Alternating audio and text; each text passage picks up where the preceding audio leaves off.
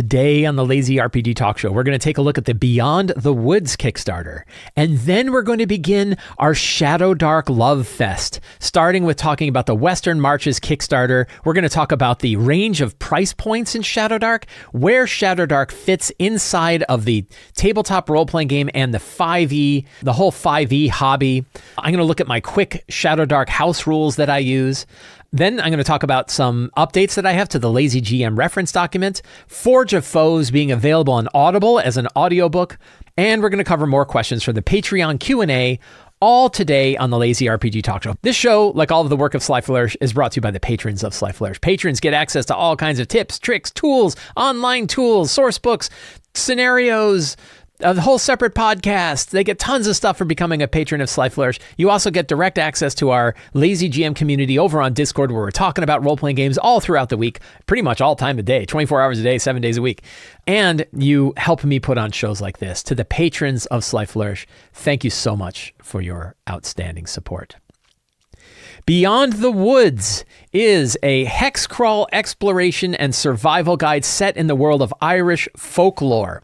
It looks very cool. It is done by Old Oak Games, an Irish-owned tabletop role-playing game studio, who has worked previously on the Cubicle 7 books. If you're familiar with books like Uncharted Journeys or A Life Well Lived, you will be familiar with this. So Old Oak Games is independently owned and looks really good. Looks like a fun book. With all Kickstarters, with all crowdfunding campaigns, my recommendation to you is that you take a look at it and decide if it's the right thing for you. I like to spotlight them. I like to highlight them. I like to look at that kind of cool things. I want to show the wide range of products that exists for 5e and also for tabletop role-playing games.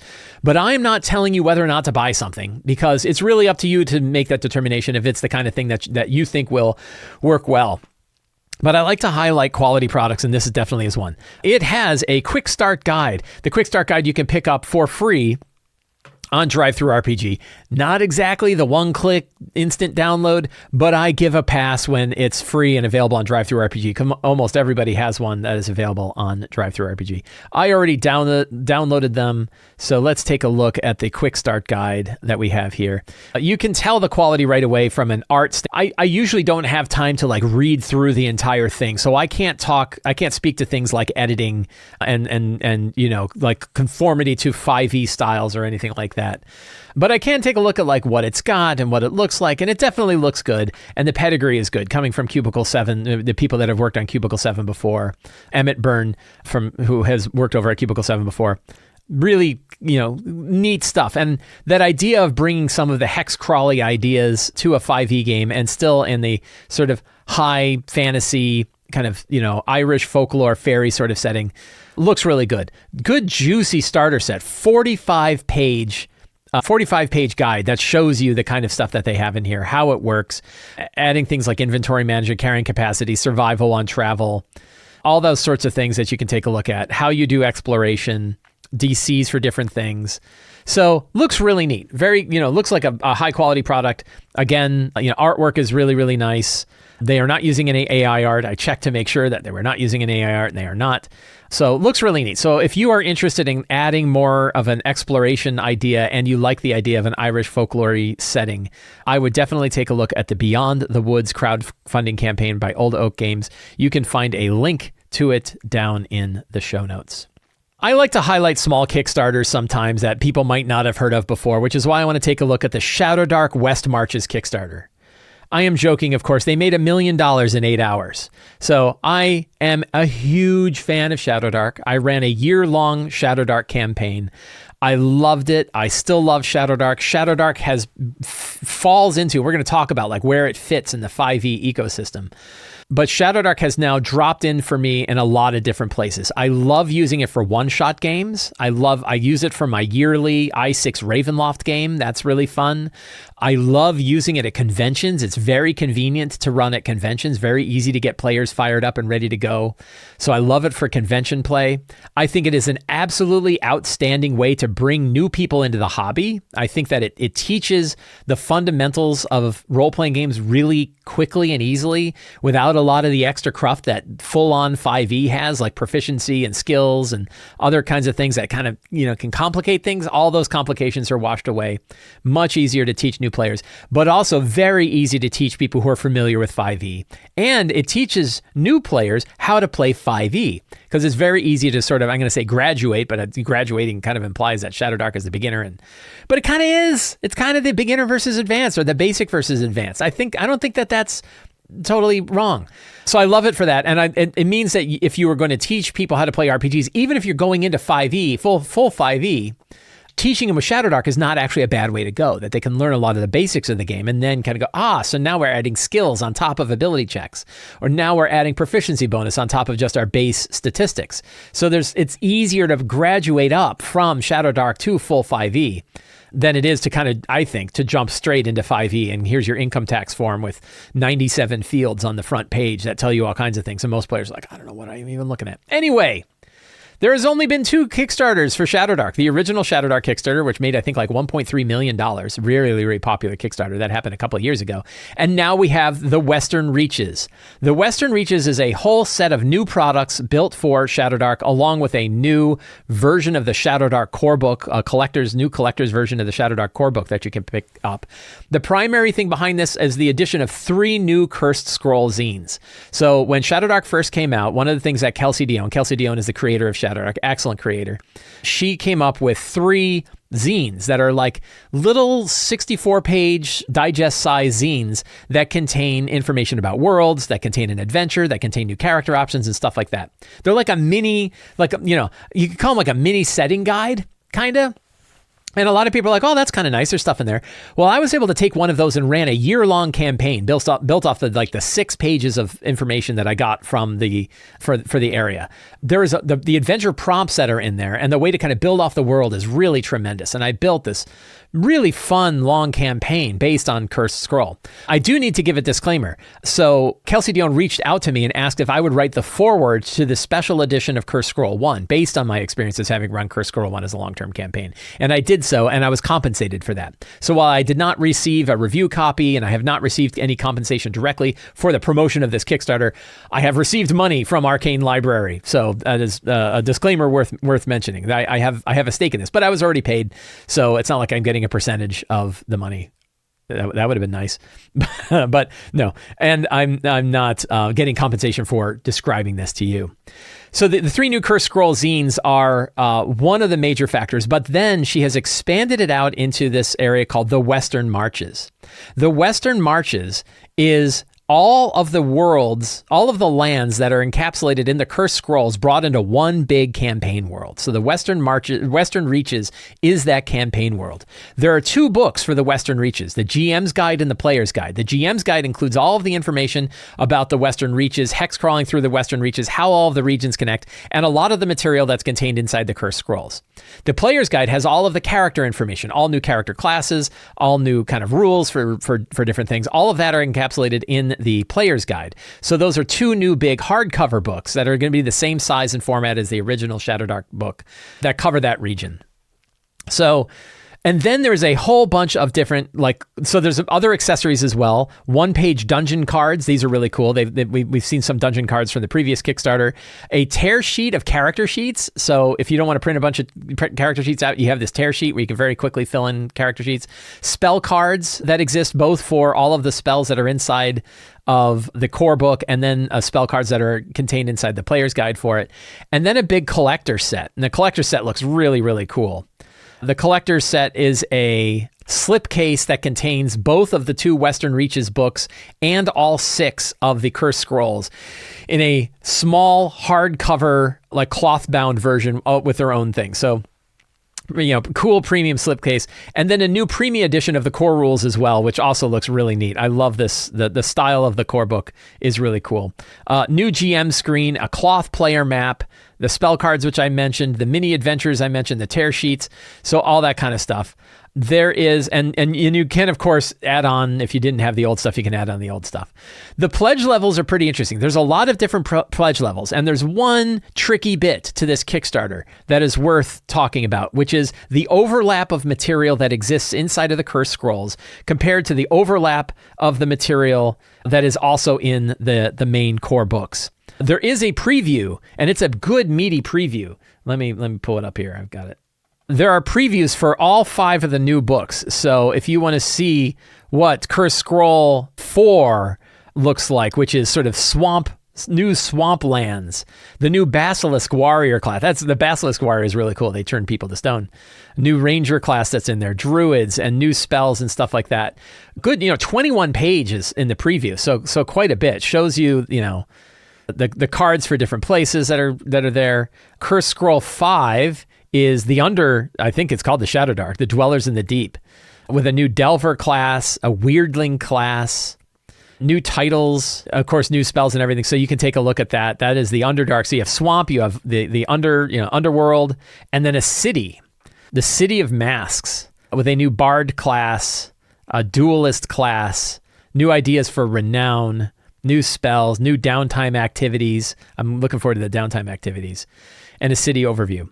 One thing, so I did get some clarification on overlap. One of the things is this Cursed Scroll number 6, is not going to be contained at all inside the Western Reaches book, because the Western Reaches book is really the Overland. So it doesn't have the city information, which means I think the class stuff from this will be in the character book, but all of the rest of the material for this is only going to be in Cursed Scroll 6. This preview, by the way, that I'm showing you is something you can go get and take a look at and decide for yourself if you like it.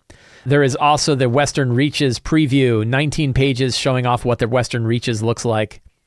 Same kind of format and awesome, very direct writing to kind of bring it to you. That is in the Game Master's Guide. The Player's Guide has the character information in it. So pretty neat. But yeah, the one tricky bit of this is to understand the overlap between them. There is overlap. And so Kelsey did an Ask Me Anything yesterday, and I had the opportunity to ask her about this question because I wanted to bring it to you guys. I wanted to make sure we're all clear on exactly what we're getting and how it works.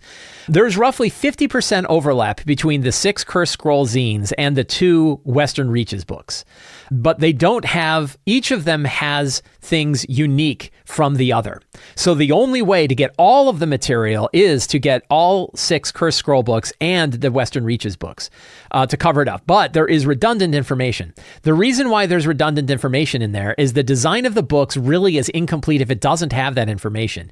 If you were to take all the character-driven stuff out of the Cursed Scroll books and only have them in the other book, the Cursed Scroll books would be incomplete. You wouldn't really have those classes that are tied to those specific regions. Likewise, they can't necessarily take all of the extra material that exists inside the Western Reaches books and put them in the Cursed Scrolls. As she described that in her Ask Me Anything, she hadn't really ever intended to release an overarching Western Reaches book, so the design of the Cursed Scrolls wasn't built understanding that there would be another product for that. So that's why there's overlap. But really, I'm not too bothered by this overlap. I think it makes the products complete on their own, as well as having enough material that spans across the whole set of stuff. So, do the zines and guidebooks have a crossover? Yes. And she talks about the different things that you get here. And she mentions that the GM's Guide has 10 Cursed Scroll zines worth of new Hexcrawl material. So beyond the 6 Cursed Scrolls, which is really 5 because the city isn't included, you get basically twice as much Hexcrawling stuff in there. But she has a Venn diagram that talks about the specifics of what is included and what isn't. So if you really want to understand, what are you getting that are inside the Cursed Scroll zines specifically, and then what are you getting in the Western Reaches books specifically, and then what is shared across both of them, you can check out this Venn diagram to get a better understanding for that. That, to me, is the only really tricky part to understand for this Kickstarter. The one I went for, so I am backing it. I backed it directly, and I backed I backed the premium everything plus accessories, because I really want those cloth-bound versions of the books. I want the GM screen. I want the cloth map. I want the cards. I want the tear sheets. I want the adventures, and I want the new version of that book. So it's basically, this is all of the stuff. I think this is kind of everything. I mean, it doesn't have the quick start rules, but it's pretty much almost all of the Shadowdark stuff in one group, and it's the premium version of all of that stuff. And that's $270. But $270 is actually not that unreasonable for what is a equivalent of the 6, 7, 8, 9 books, a GM screen, a cloth map, 2 decks of cards. It's a lot of stuff that you get. It's a pretty reasonable price for the tier. And the tiers go all the way from like just getting the new Cursed Scroll zines, which is like $45, all the way up to like, you want everything new. You want all the stuff. You want the original versions of the books. You want the collector version of the books. You want all the stuff together. That's up to $350. So there's a large price range in here, and I want to talk about that price range. But I want to finish up. So it looks great. They're doing, the Kickstarter's doing gangbusters. You can of course add on all the things that you want to add on, and it's probably a great way to go. It looks really fun. If you are into Shadowdark, if you like Shadowdark, this is fantastic. I love the setting books. I love the material. It's really cool. I plan to run it a lot. It's one of those RPGs I'm very happy to have on my shelf for the rest of my life. And I probably will be playing it for the rest of my life. I think it's a really outstanding RPG. But I do want to talk. So one of the issues of Kickstarters, one of the issues of crowdfunding campaigns in general, is the concept that they are driven a lot by the fear of missing out, FOMO, the fear of missing out.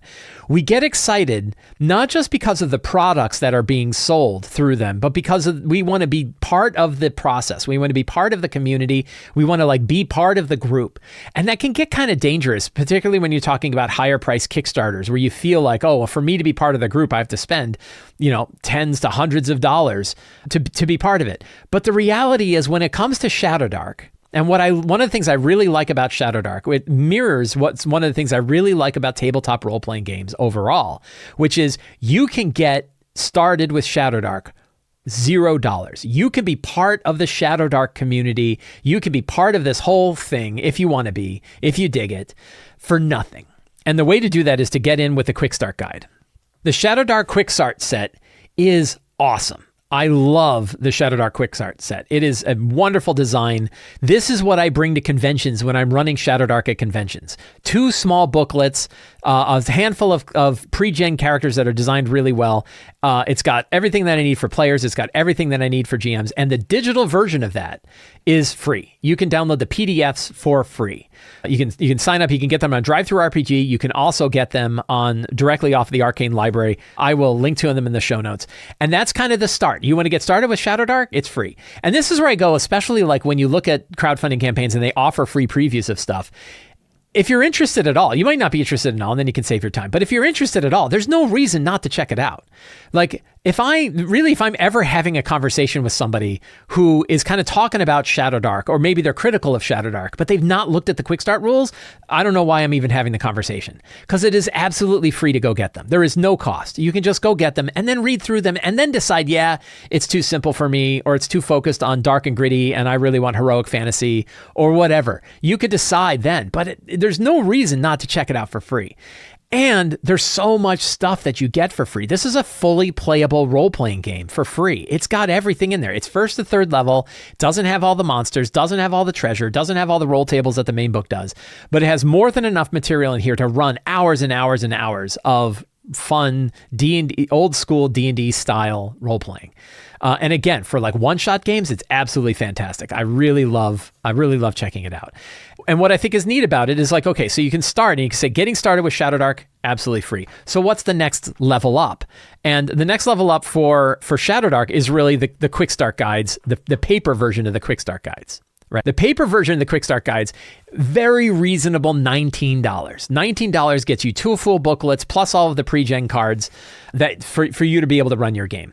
This to me feels like the D&D Basic Edition. Like, this to me really feels like a great way. I use this to teach new players how to play. I use this to run convention games. It's an outstanding way to play the game.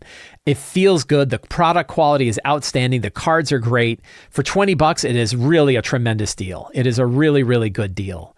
And again, a fully playable version of the game, not limited, only limited in the level range that it covers, right? It covers 1st to 3rd level instead of 1st to 10th level. But it's basically a third of the entire game in there. There is a new product line that Shadowdark sells, which is actually 4 copies of the player guide for $20 as well.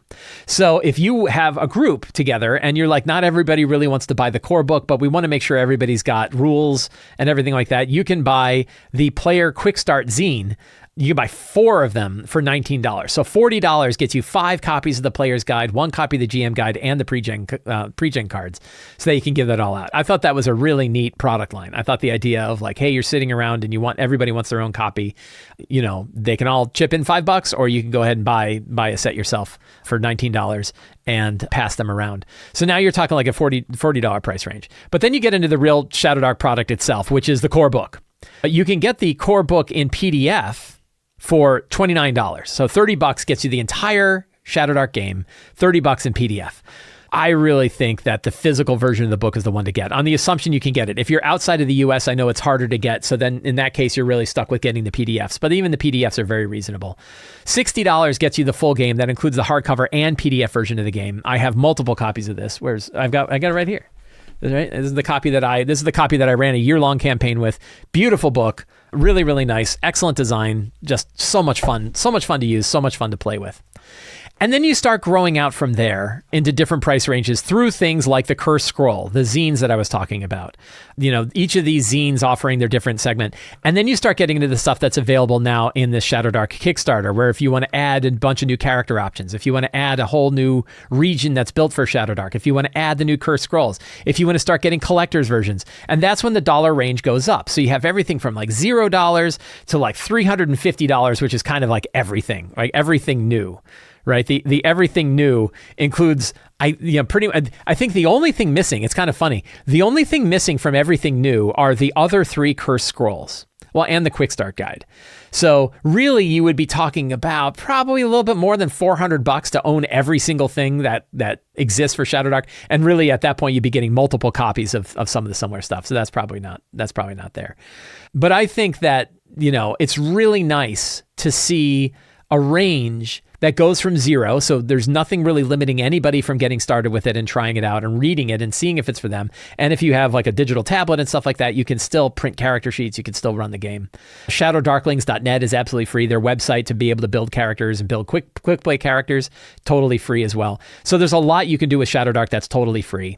And then, the top end is up to you. Like, how far do you want to go? What kind of material do you want to get? How much do you play it? How much do you really love it? How much do you want the stuff on your shelves? What can you afford? Like, what fits into your life? There's a lot of range when it comes to Shadowdark, and that's one of the things I like about it. So even though, like, I'm super excited about that cool premium everything set, I am very lucky to be in a position where I can afford the premium set. Go, oh man, that looks great. Bang, I'm going to get it. There are some people who have that kind of disposable income where they can purchase this, but this game is not just set for high-end, I can go ahead and spend $270 on a set. There are also people where it's hard to find. And one of the nice things about this hobby is it can be a very inexpensive hobby. And Shadowdark can support that with free digital quick start rules, $19 basic set, $60 main book that includes everything you need, and so on. So that's something I wanted to keep in mind, and something I wanted to bring up because there are such high-end products in this Kickstarter. You don't need to be in those high ends in order to be part of the Shadowdark community. I think that's an important thing to keep in consideration and to kind of help keep your expectations managed and hopefully remove some of the FOMO of seeing these really nice products and not being in a spot where you can necessarily afford them. I also wanted to talk about where Shadowdark fits among 5e systems. It's really interesting to me. Now that we've had Shadowdark around for probably like a year and a half or so, I guess about a year and a half since it came out, and now having like run it for a year for my own campaign and seeing how popular it is, I heard that they're going to have more than 100 Gen Con games. There's going to be more than 100 games at Gen Con, whole bunch of games at GaryCon. It is a really popular role-playing game. It is not just sort of like there are many role-playing games where like there's a lot of excitement and buzz about them when they come out, and then they kind of fade away and you don't really hear about them. Shadowdark is not that way. Lots of people. It's a very approachable, very playable RPG. And it really fits into an interesting slot among tabletop role-playing games. And what I would say fits in as that version of the D&D basic set. So really since late second edition of D&D, Wizards of the Coast, so TSR and Wizards of the Coast, have gone in a particular direction with D&D. And the direction that they've gone with D&D is sort of more of a heavy character focus, more of a heavy focus on character mechanics and abilities, a bigger focus on high power, high fantasy. And you can see it certainly like late second edition when you started to get the complete books and lots of different character options for second edition, but certainly with third edition. Third edition had lots of character power, skills, feats, prestige classes, all kinds of new options that they had for characters. 3.5 kind of doubled down on that again. Fourth edition went even further, where the characters were really started at like third level power. That when you looked at your first level characters in fourth edition, they had like 30 hit points, right? They had like a lot going on. They were really powerful characters at first level. You would not look at a first level fourth edition character and say, oh yeah, that's basically a farmer who decided to pick up a sword. No, you already had crazy martial powers and wizards could cast like 4 or 5 spells at first level. Fifth edition kind of brought it back down a little bit, but even still, fifth edition characters, you still, first level, would have like what's your combat mastery types. You had cantrips, the spells you could always cast. And then you got into subclasses at third level, feats at fourth level, and you had a whole lot. That was the original of fifth edition, D&D 2014 fifth edition. But D&D 2014 fifth edition, the lower levels, particularly like first and second level, still felt a lot like basic D&D. Like you really didn't have a lot. You had your class, you had your race, you had your background, and you were off to the races. There weren't any starter feats. You didn't have a lot of selections that you made then. Your subclasses weren't around then. Characters had very low hit points. So first level D&D, first level 5th edition D&D really felt like almost a different game than third level 5th edition D&D, where suddenly you had more hit points, you have subclasses, you have more options, you're watching your character very quickly expand out horizontally. Fourth level when you had feats into the mix, expanding out even more so. D&D 2024 doubled down on that again. And they said, okay, not only are you going to start at first level now, and not only are feats going to be a main feature, not just an option, but you get to start with a feat. That right from the get-go, you're already selecting a feat. Right away, you have all new character options. We're going to add weapon masteries, new sort of powers that stack on top of weapons that everybody, anybody that's proficient in the weapon gets it, I think, right? But certainly the martial characters all got weapon masteries right away. You get all of these new features. So now when you look at like a first level character sheet for D&D 2024, there's a lot of stuff on that character sheet. There's a lot of things going on. When you're building a character for 5th edition D&D 2024, it takes a while because you have a lot of things to choose from. And I'm not just picking on D&D 2024 here either. Tales of the Valiant is the same way. They also have starter feats. They also have ancestries and culture as separate things that you choose from. So now it's not, you actually now have sort of like 4 variables that you're picking. And Level Up Advanced 5e, same kind of thing. It splits out ancestry and culture into 2 different things that you could be, you have what you were born as, and then you have what you were raised as, and you have backgrounds, and you have these other features. So what you see is 5th edition, since in the past 10 years, and certainly like in the past 2 years in particular, has now branched off, and it has really gone into sort of high power, high fantasy role-playing games with a lot of character crunch, with a lot of character options right from the beginning, right from first level. And then you have Shadowdark. Shadowdark, at its underpinnings, is a 5th edition game. It has 5th edition level mechanics. It references the 5th edition system reference document in it. And if you look at it, anybody who's played 5th edition can look at it and go, this definitely has 5th edition stuff. It's got incremental bonuses. You roll a d20 and you match against a DC. You've got advantage and disadvantage. There's a lot of things that when you look at it, you say, this looks a lot like 5th edition. But the style and the feeling of the game actually kind of goes back to maybe not what it actually was, because I think that sometimes when we think back to like what old school D&D basic was like and what the Holmes version was like and what, there's a lot of different things going on there, but it certainly feels like it meets that old school style. Like, what's the old school style? The idea of player agency over character agency. The idea of, you're not really limited by the things that you're on your character sheet, but it's important that you describe in the world what you're doing rather than trying to just make a check, right? That's a big difference that you see between like modern 5e and Shadowdark is like, you don't make perception checks just to find stuff in Shadowdark. You talk about how you try to find it. right? There isn't any passive scores. There isn't sort of like I want to do an insight check and see if that guy learned something or if I can know something about that. No, you have to decide whether you've learned something based on what the GM gives you. And that's kind of a different style. And some people really bounce off of that, right? Some people really don't like that style. And I'm not saying like Shadowdark is the RPG that D&D should have been. There are people who say that. I am not one of them. I say it's really cool that we have both. It's really cool that we have all of them, right? We have so many different variants right now. And I'm not even talking like the larger RPG hobby, which has so many different kinds of RPGs that go in so many different directions, so many different kinds of mechanics, so many different sort of styles and play and everything like that. Even if we're just looking at fantasy D20 games, right? Games that are based on rolling a D20, adding modifiers, matching against DCs that are set in fantasy settings.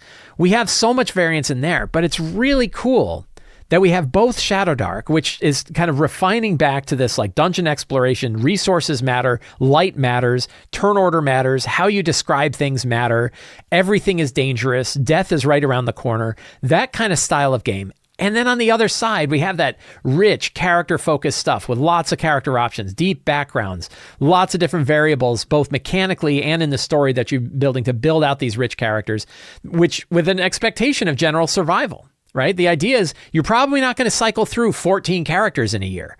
We cycled through 14 characters in a year in Shadowdark, right? So I really think it's neat that Shadowdark fits in this place. And one of the reasons, like when we look at the Shadowdark original Kickstarter and we look at the new Shadowdark Western Reaches Kickstarter and we see the buzz that's around it, there's a reason why that buzz exists.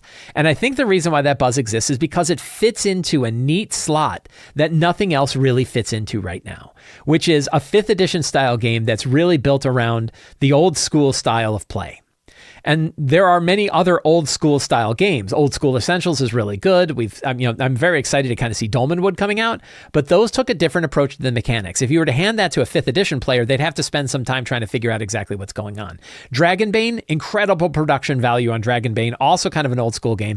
But even just the idea of attribute score and rolling under your attribute score is a different enough from 5e that it's not exactly the same kind of thing. Plus it's got skills and everything like that sort of makes it a different style of game as well. Really, really good game. Really fun. I really want to spend more time playing Dragon. I just haven't had a chance to play much Dragonbane, but it looks really cool. But I think Shadowdark really nails this line where people can get frustrated with some of the stuff that they see in the high power nature, the high mechanics nature.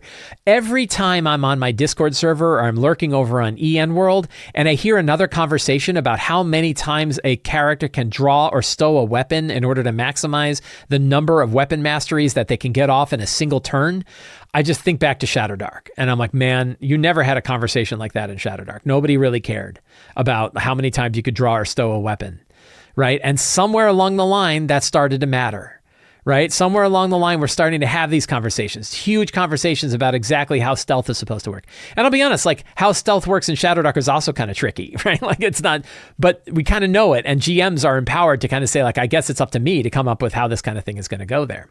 So I think it's really neat that Shadowdark kind of fits into that style. And that's something that I really dig. I wanted to kind of end my Shadowdark Love Fest by bringing up some of the Shadowdark house rules that I brought into play. I've now been using these house rules both in my long-term game, that's where they sort of came up, and now I've been using them in my one-shots. And I wanted to offer these up. Obviously, you get to decide whether or not you think these are good house rules or not, and I will explain why I have them, but I really like them. My first one is that characters cannot stabilize at 0 hit points. So one of the issues we had, and we had this in our game, was if you are able to stabilize a dying character to 0, what do you do with them then? If you didn't have a way to heal them and you're in the middle of a dungeon, do you just drag this person around with them? What does the player do? What do you do with that? So my rule was you either have a hit point or you're dying. There is no stabilization. That the only way to get a character back up and running is to heal them, or they're going to die after 1d4 rounds. That is one of the rules I put in play. It's brutal, but you'll see that I have other nicer rules on the other side to kind of help counteract that. But basically, like, you get in this weird zone of like a character who's at 0 hit points, it doesn't work. The other one is I really like this. I usually ask my players if they want me to do this, but almost always they say yes, is that the GM rolls to see how many rounds it takes until a character dies, and they keep it in secret. So I will on their death, I will roll a d4 and hide it. And then I'll wiggle my eyebrows and be like, I know how long you have, right? And I might use like in-world descriptions, like they're coughing blood. It looks really bad. They're stop breathing, right? And so I can use in-game descriptions to kind of talk about how bad it is, but the players don't know. And that means they're like, it's vital for them to get somebody back up and on their feet because they don't know if they're going to die in the next round. This is one where I'm really nice. Characters do not lose a spell on a failed spell check until they have successfully cast the spell at least once. So I've had it where players will have 3 or 4 spells and they will roll their checks and fail them all and lose all their spells and never get a chance to cast a single spell. That's happened more than once in the games that I've run, particularly at low levels where the check is kind of harder. So the new way is if you have a spell, you still can fail at the check and the spell still won't go off, but you don't lose access to the spell until you've cast it at least once. That way you get at least one good casting out of a spell without making the spell work. Now, you might say like, well, why not just have it not fail the first time you cast it? But that's really powerful. If you know a spell is going to work, that's very different than rolling to do the check. One thing that's not really well understood about Shadowdark by a lot of people is this spell casting check, which some people really don't like, that's the equivalent of an attack roll or a saving throw. So there are generally speaking, you don't have attack rolls or saving throws inside Shadowdark. If you cast the spell and it works, it just works. If you throw a Burning Hands and the Burning Hand succeeds, they take damage. They don't make saving throws on their side. If you cast these spells, they either work and they work at their full potential or they don't. So the spell casting check is really replacing saving throws and spell attack rolls.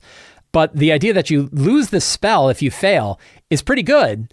Except if you burn all your spells out and you never get a chance to cast it, that's a lot. Now, I've had people tell me that this is too powerful as well. This means that characters get a lot of spell slots because they get to fire off a spell at least once before they fail. I think that's okay. I think that I think that it works out in the end. I've started using this and I have not seen the game become suddenly far too easy, but I didn't have this in play for my big long campaign. So I don't know how well that works across a long campaign. One thing I found across a long campaign is the spell casting ability checks become easier for characters to pass. They get things like spell specialization where they get advantage on the check. They're a lot less likely to fail on a spell check. Characters all start with a luck point at the beginning of a session and they can share the luck points among themselves. That's a new one. Again, it's kind of the way I was handling inspiration in D&D. I didn't want to handle inspiration. I'm busy. I got too many things to do. So it's easier for me to throw inspiration or luck points out at characters at the beginning of a session. I think there are some character classes that start with a luck point, so they would get 2.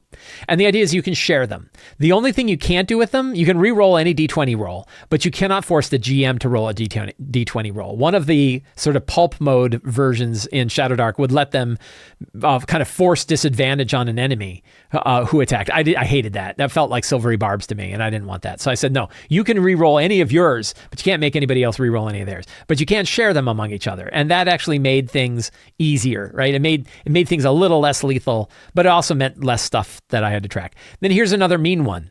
Lighting a torch in the dark. If you're in the complete darkness and you're trying to light a torch, it is a DC 12 dexterity or intelligence check at disadvantage. My argument here is if you have light and you're trying to light a torch, it is no problem. You've got everything. You can see it's no problem for you to light a torch in the light. But if you're in complete darkness, now you're fumbling around in your pack to find your flint and tinder, to find the torch, to line them all up and to light them. It is either a matter of dexterous hands or of deep intelligence. But even still, you can't see it. And if you can't see it, you're at disadvantage. So I have seen groups have a really hard time with this. But I think it's one way to kind of really add the tension. And almost always in my games, the minute the light goes out, monsters start immediately showing up. Like I don't even start rolling checks. I always talk about the things that are lurking in the dark that are coming right at them. It scares the hell out of people. It's really fun.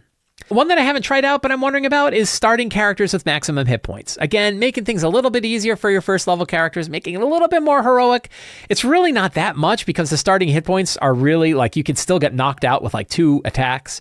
But it'd be a little bit nicer to not get completely killed on the first hit that ever goes against you.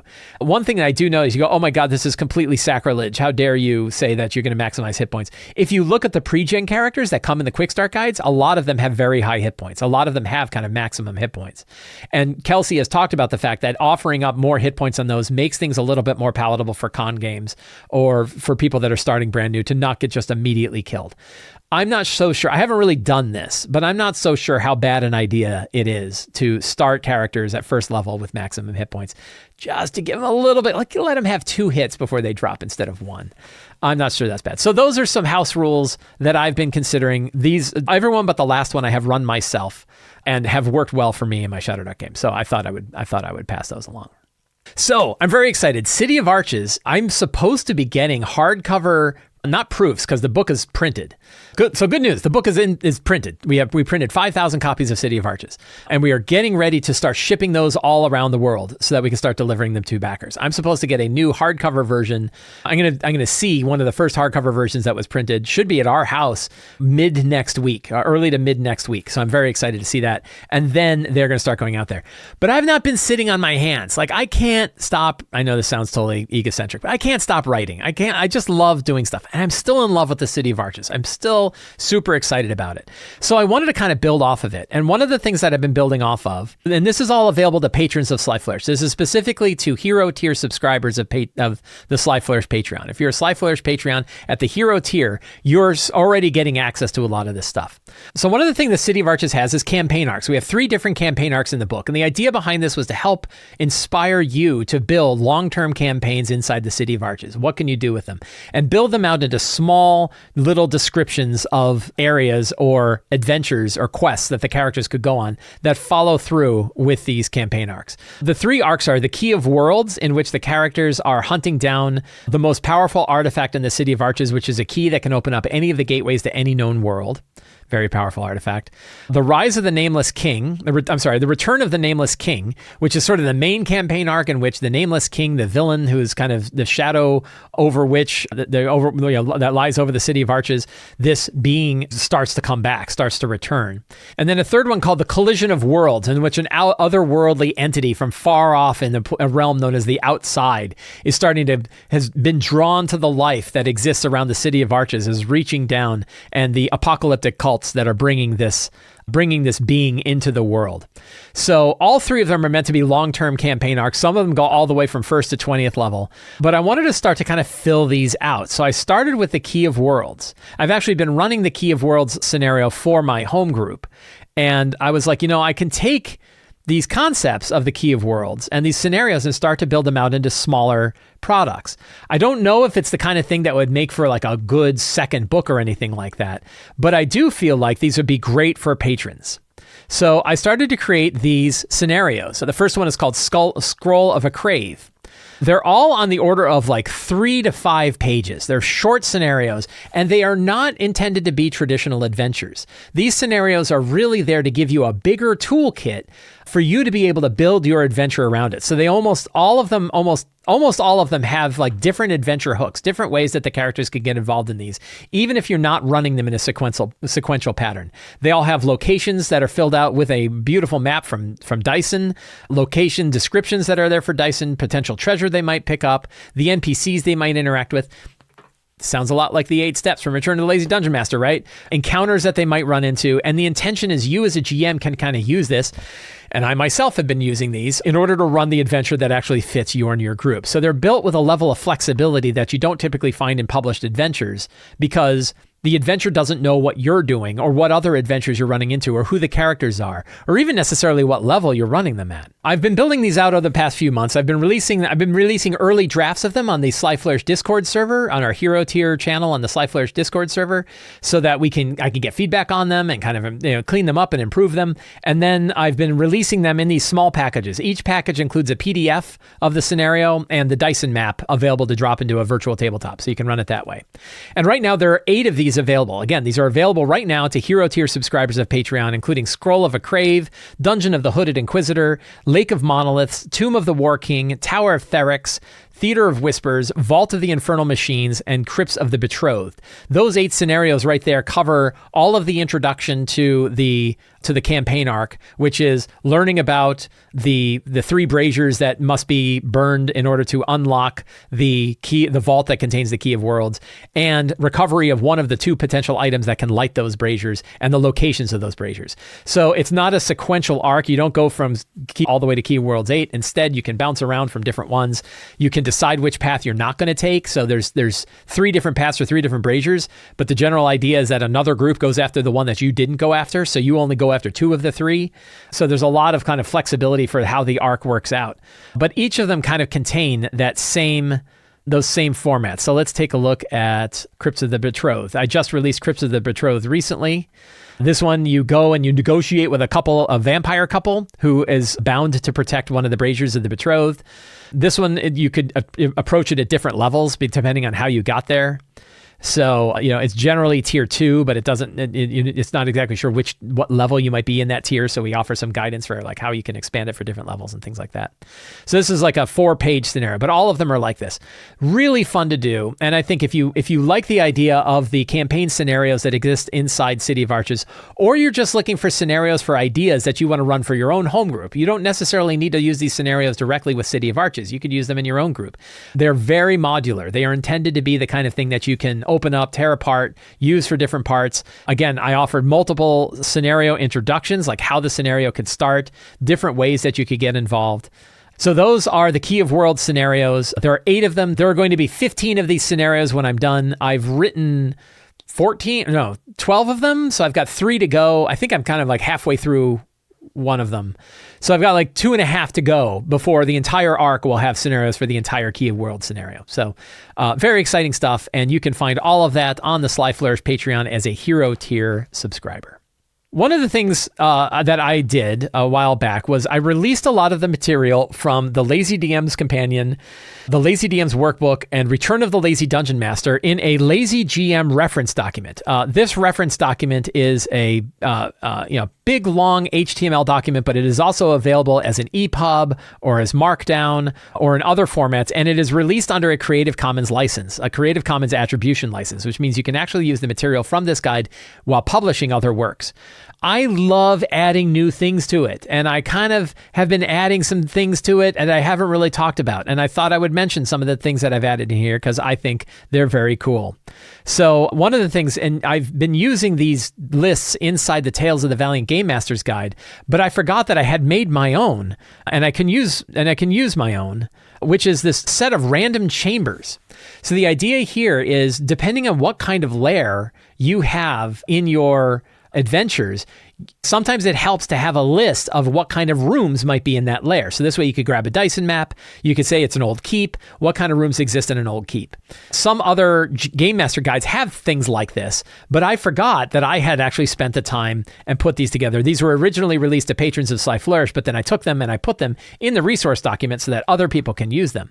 And there are 20 items per sort of biome and 15 different biomes: beast dens, castles, caverns, derelict ships, dragons' lairs, forgotten vaults, manors, mines, necropolises, prisons, sewers, sunken grottos, thieves' dens, unholy temples, and wizards' lairs. Each of those 15 locations, larger locations, has 20 different rooms that could be in them. For the Unholy Temple, we have vesting rooms, audience chamber, feasting hall, priest dormitory, art gallery, grim fountain, profane shrine, preparation room, artifact museum, blessed armory, torture chamber, summoning circle, sacrificial well, dungeon cells, hidden treasury, isolation chamber, sacrilegious library, private altar, unholy ossuary, and reliquary chamber. So you can pick any one of these different locations and then pick any of those chambers in them. And all of those are available off of this site, off of the Lazy GM resource document. They're also available in Markdown, so you can drop them into your Obsidian notebook if you want. Lots of different stuff that we have in there. This is beyond anything that you would find in my published books, because this came out as a separate kind of a 4-page thing that I put out to Patreon. But I felt like it was a valuable thing to have in a document. This came up because I forgot I had even done these. And I went and looked and go, wow, look at these. I forgot I put these in here. But I added something else. This actually came from both the Lazy DM's Companion and from City of Arches. So there is a table inside City of Arches that I really loved. And I was like, I didn't really have this anywhere else. And I think it's really valuable. And that is a connectors section. So this is actually a random underground connector list. So what are the passageways that exist between chambers when you're exploring in a big underground network? This includes long abandoned sewers, ancient burial chambers, underground river, tunnels carved by ancient laborers, massive worm carved passageways, narrow pathway alongside a deep fissure, tunnels illuminated with phosphorescent fungi, spiraling shaft, abandoned mine tunnels, primeval tunnels adorned with thousands of handprints, smooth tunnels bored out with magic, natural stone tunnel strewn with webs, underwater passage, moss-covered natural tunnel, collapsing sinkhole leading to a tunnel network, ice tunnel, cooled lava flow, huge bridge over a deep chasm, otherworldly passage, and massive platforms crossing a bottomless pit. So those are the 20 passageways, but you can roll twice on it and mix two results together. Let's go to our dice, my little dice app. The dice app is also free, slyflourish.com/dice. And we're going to roll twice. So 15 is a collapsing sinkhole to a network tunnel, and 20, which is massive platforms crossing a bottomless pit. So what if you have these big platforms, maybe like broken earth moats that are kind of hanging above this giant sinkhole that has all of these other tunnels that kind of spider off from it, and you have to Mario Brothers your way down. So you can mix multiple passageways together, and that can be essentially the connector points between two big chambers. So that is now available on the Lazy GM resource document. You can find a link in the show notes, absolutely free to use, absolutely free to add it to your products. You can download the markdown versions at the top of the page. We have both a GitHub repo that contains it and a downloaded zip file that has all of the different versions of EPUB, Markdown, JSON, PDF, and HTML all in one bundle. So you can get this entire resource document in many different formats and use it any way that you want to help you run your games. Forge of Foes is now available on Audible. So Colby Elliott, who has narrated numerous books of mine, including Return of the Lazy Dungeon Master and other books, has narrated the Lazy DM's Forge of Foes in Audible. It has just come out this past week. We've listened to it. It's really, really outstanding, really awesome. And if you are looking for a new way to kind of listen to the essays that we have inside Forge of Foes, if you pick up the Audible version, you do get a downloadable PDF that has many of the tables and charts that you can't really describe in the book. And the Audible version mentions that they're available, so you can go look up those charts, because he's not going to sit there reading all the numbers across a 50-cell, 100-row spreadsheet.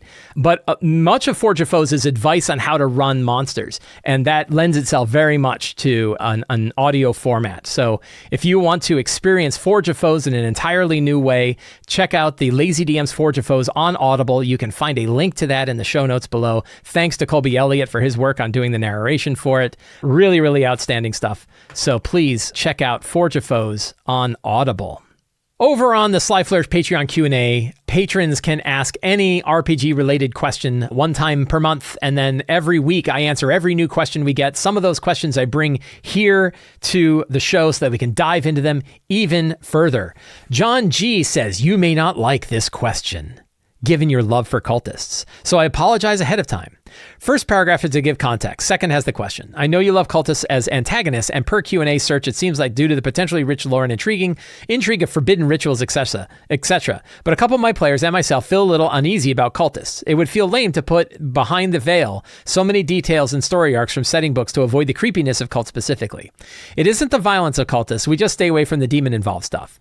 It seems cults are involved with like half of all published settings. The question, given your love for cultists, I was wondering if you have ever found an easy drop-in replacement for cultists that ticks off the same boxes in terms of story, richness, and intrigue, or whatever you might yourself describe as the reason you love cultists. Thank you for your time. Sorry for asking for you to recommend a diet cultist. I like the idea of diet cultists. I'm sure there are no true replacements. There are. So I'll give you an easy one. Mercenary companies. Right? Mercenary companies are like a great drop-in where their motivation to do things usually based on money, but also they can be very scoundrelly. They can be very unscrupulous. So you can have sort of the same, like they are choosing to do what they do. The real one of the reasons that I like cultists so much is that you generally don't feel bad fighting them and killing them because they've done terrible things. They made choices to do these terrible things. It's not who they are. It is who they are, but they've made choices to be those. those. So it's a different case. And mercenary companies are kind of the same boat. They chose to be who they are. We could get into the details of like, well, did they really have a choice? Maybe they got out of poverty. They didn't really have anything other than to do that.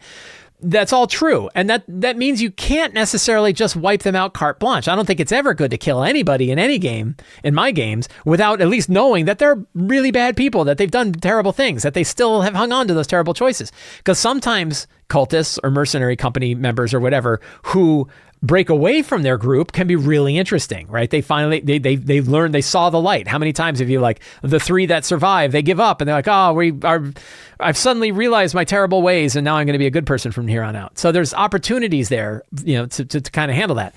Mercenary companies are one way that you could do that. Another way is like organized crime. Somebody brought up, so Michael in chat brought up organized crime groups, right?